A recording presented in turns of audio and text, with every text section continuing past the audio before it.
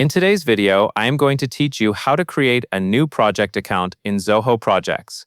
Start by logging into Zoho Projects and looking at the left-hand sidebar. Find and click Projects. This takes you to the main area where all of your existing projects are listed, and it is also where you can create a new one. Next, go to the top right corner of the screen and click the Create Project button.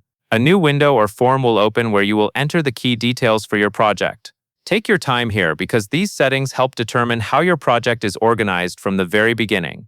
First, enter a clear project name. Choose something that your team will recognize quickly, especially if you manage multiple projects at the same time. Then select a project owner. The project owner is typically the person responsible for overseeing progress and managing updates, so pick the appropriate team member based on who will lead the work. After that, choose a template, if you want one. Templates are optional, but they can save time if you often run similar projects. If you want a clean setup, you can simply start from scratch and build everything as you go. Now set your start date and end date. These dates help Zoho Projects place your work on timelines and reports, and they make it easier to track progress.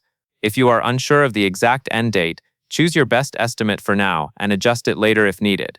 Next, select the project group. This is useful for keeping related projects together, especially in larger organizations.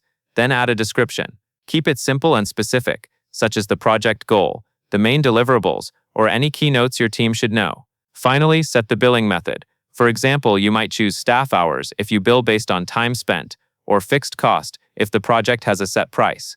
Selecting the right method up front helps ensure your time tracking and cost reporting stay accurate. When everything looks correct, click Add to create the project. Once it is created, you can begin adding tasks, inviting team members, and setting up your workflow.